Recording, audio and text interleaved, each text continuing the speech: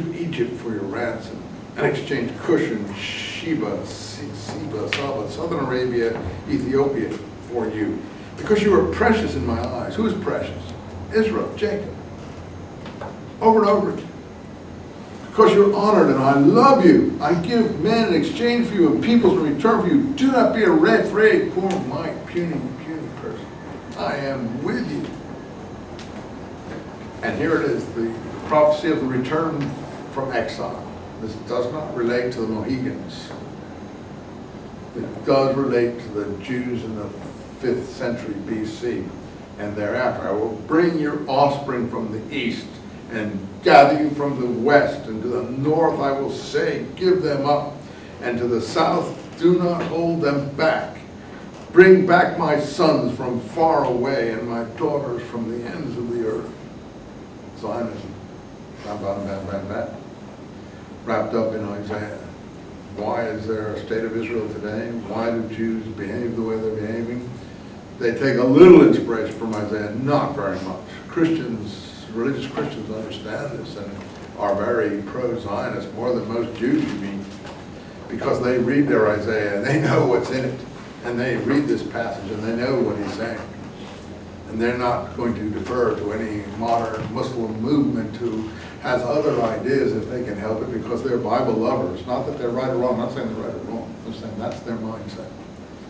They have no two minds about this.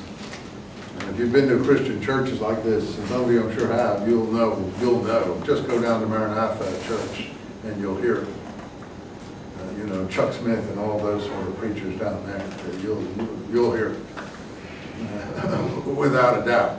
And because he reads his Bible, and again, as I say, I meet Jews all the time. If I were to read this passage to them, they would never heard it in their life. But those people have heard it. Anyway, do not hold back. Now, that doesn't mean that I believe it relates to the modern period, but if you want to apply this to the, other periods of time, well, then you can apply it. All those who bear my name, whom I created for my glory, whom I formed, whom I made, bring forward the people that is blind, and so on, etc. You yourselves are my witnesses, line 10. It is Yahweh who speaks, my servants whom I have chosen. Again, it looks like the servant is the people of Israel at this point. That men may know and believe and understand that it is I, no God, was formed before me, nor will there be any afterwards. I am the Lord. See, this is not like the earlier part of Isaiah at all. This is new stuff. And probably one of the greatest, if not the greatest writer in the Old Testament. Yeah, this stuff is like really big stuff. There's history stuff that we read in Exodus, and you'll see it in Numbers and in Joshua and in Judges, but it doesn't reach this height. That's narrative, history, interestingly put, and so on, good storytelling, but this stuff is like, if you want to read Hebrew literature, you're at its zenith right here. No God was formed before me, and there will not be any after. I, the Lord, there is no other Savior but me. It is I who have spoken, who have saved, who made this proclamation, not any strangers. You are my witnesses. It is the Lord who speaks. I am your God. I am here from eternity. No one can deliver from my hand. I act and no one reverses it. Thus saith the Lord, your Redeemer, the Holy One of Israel. For your sake I sent an army against Babylon. There it is. Third reference to Cyrus. I will knock down the prison bars. Where are the Jews? In captivity in Babylon. There's no allegorical interpretation necessary here. And the Chaldeans, the name of the Babylonians, will break into laments. Why? Because the God of Israel says it's going to happen. I am the Lord, your Holy One, the Creator of Israel, your King. Thus saith the Lord. And now we see what I said at the beginning. The comparison is to the first Exodus. It's a second Exodus. It's a new Exodus, going the reverse way, from east to west, not from the Red Sea, but from the Babylonian period. And here it is.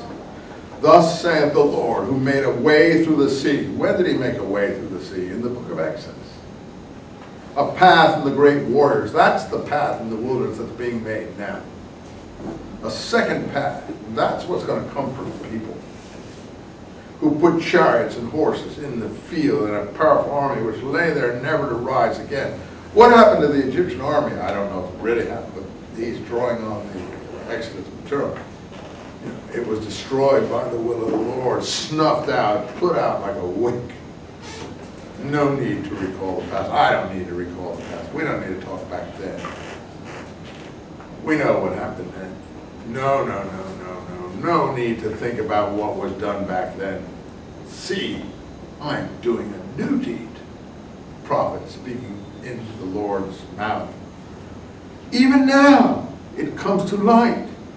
Can you not see it? Yes. And here is the first part of this again. I am making a road in the wilderness. Picking up the imagery of the first one there, you see.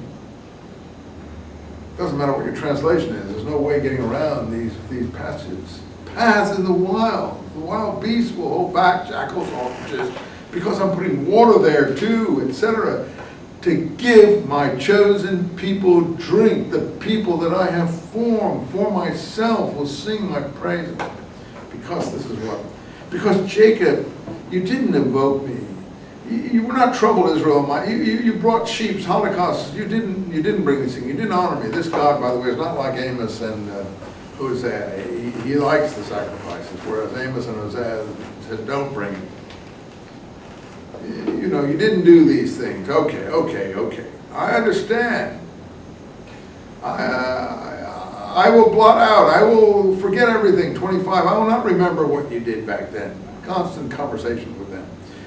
Cast your mind back. Let's not judge each other. Your first father sinned. Your mediators rebelled. Your princes profaned my temple. So I handed Jacob over to the band and Israel to insults. It's always Jacob and Israel. No dishonor. No mention of Judah. Because Judah is Jacob and Israel now. Again, for the fourth time or so. But now, listen, Jacob, my servant. The servant to me is clear. Israel, whom I have chosen. Thus saith the Lord, who made you, who formed you from the womb. It's interesting because in the James material that I work on, James is said to have been chosen from the womb, and his name is Jacob. It's interesting that we have this kind of material here that relates perhaps to how people saw him. And again, picking up, do not be afraid, puny mind. Do not be afraid, Jacob, my servant.